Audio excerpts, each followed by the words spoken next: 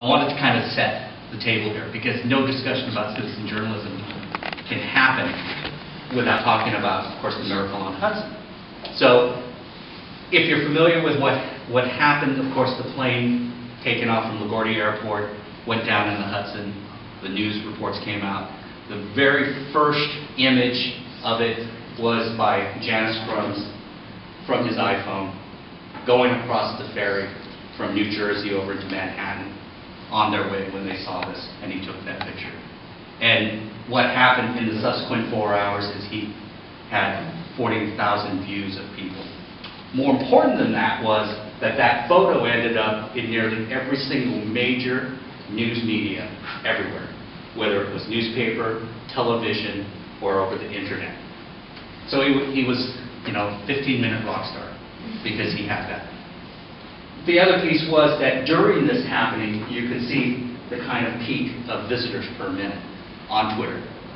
I give you kind of another correlation to that, and of course, baseball not being your sport. But when the San Francisco Giants won the World Series this year, and San Francisco being in the Bay Area, being Silicon Valley, and so on, when they won the World Series, the tweets were coming out at an average of 2,000 per second at that point, to give you an idea in terms of the monumental amount of traffic and the power of Twitter. Saturday nights, hashtag X Factor, right? Admit it. All right, I just want to make sure. These are the things. I mean, the power of this is there. But anyway, I want to go back to this and talk about citizen journalism because I really have some kind of issues here. Because number one is, what exactly is the definition of citizen journalism? I can tell you what some people have said, but I'm kind of curious about yourselves, what you think of this.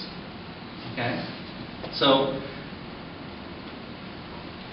people will define citizen journalism as having the technology to either photograph, videotape, or even simply text an event to a social media platform and to virally spread the news out. And the question is to you, does that justify the name citizen journalism? Because that's what it was labeled.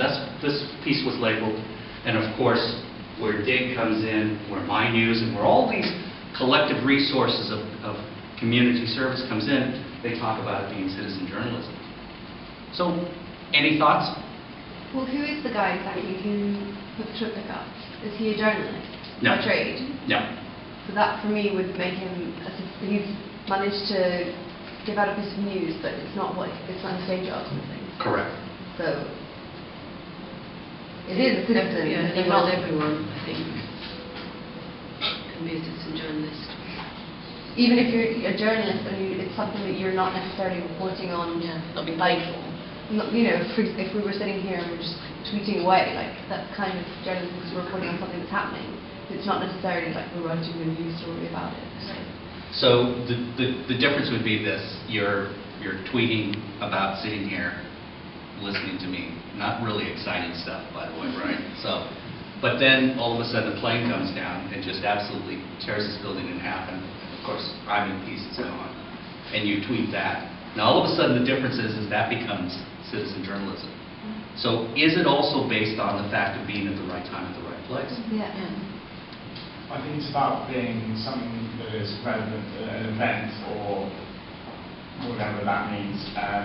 Something that is relevant to a wider audience, so it's not just purely personal, and whether that audience is global or sort of niche, it still has to be something, a new piece of information that you're distributing to people, rather than just raw analysis of something. That's not particularly citizen journalism. I think citizen journalism is like news gathering by ordinary members of the public and distribution of that. Right. Right. I think the analogy of it was, just really quickly, and then I'll get that, was that you give a scalpel to somebody and they become a citizen surgeon, right? So it is the case, yeah.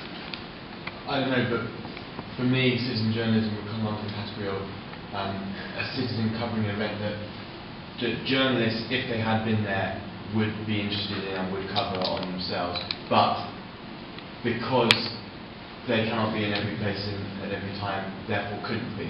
So, It's like if a plane crashed right now, all of us would be on the phone to BBC saying, I'm here where the plane crashed, can I tell you what's happening? There's a good point there, and I want to come back to that. I'm sorry, you. Yes, I think it has to do with credibility. Whoever is broadcasting the information, whoever is receiving, has to know it's not being produced by a professional. So the credibility of information should be questioned. You can create a whole set of a fake story if a citizen journalist starts. Yeah, I think that had to do with one of the articles. I think it was in The Guardian that talked about that. I had an excellent example of citizen journalism yesterday on my Facebook, where one of my friends posted a picture of Clint Eastwood coming out of a pie shop in Soho. I sensed might be a piece of digital manipulation, given that he was also picking up an award in LA at the time. But most people, you can see in the comments, believed it. And to me, there's a big difference between what would have been called an eyewitness once and is now suddenly called a journalist because he has a phone.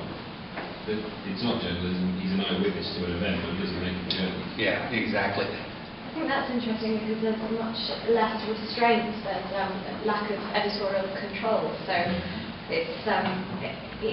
well, it could be eyewitness and raw, or it could be manipulated, it could be propaganda. It's potentially quite dangerous. So, gathering up this, I mean, there's two things here. One is that it really is more, not necessarily journalism, because it's more eyewitness accounts. However, the question I have is, and I use this as an example. Alex Sanchez, the market is taking financial crisis and looking over and oh boy, we're having Mr. Michael in the control room. If we can, Michael in the control room. And then you can go down to our Twitter board. Let's go over to Twitter now. See if we can put the Twitter board back up. We happen to have an internet close by. It's different. It's interactive. And I've gotten a lot of tweets as well. We're going to check on some of the tweets. Thousands, 15, 16,000, almost 15,000 people who are tweeting with us. My Twitter board's about to explode here. AIG, watch this. AIG says 1, 2, 3, raw girl. AIG. We'll be back. So think of the BBC, which is always asking for, if you have photos, if you have tweets, please send them to me. And think of it with the newspapers that are doing the same thing. The question I have to you is, not necessarily from a journalistic level, is, are these companies taking advantage of what's called citizen journalism, what's called this as a way necessarily to maybe get news quicker or maybe get commentary quicker, but also potentially a less expensive way?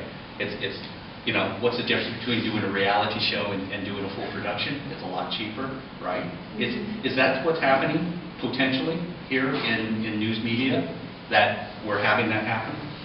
I think some of them are just trying to show that their social media is savvy. Yeah. You know, I mean, on BBC Breakfast, when they're asking you to tell them, you know, tweet them a picture of fall or tell them what you think of the education system, are they really taking that information and doing anything with it, or is it just so they can say that they're active on Twitter? Yeah, I think probably some of the ones that may be worse in that sense may be someone like CNN and Sky, who have a tendency to leverage this kind of content. Yeah, but again, I mean, it's something to think about. It's something for you. You know, again, one of the questions was about citizen journalism, about talking about it, and really, I think it goes back for all of you to kind of think about that. It's probably a misnomer. It probably really isn't what it should be called. It kind of compromises the integrity of the word itself of journalism. And so maybe there needs to be thought in terms of how that gets redone.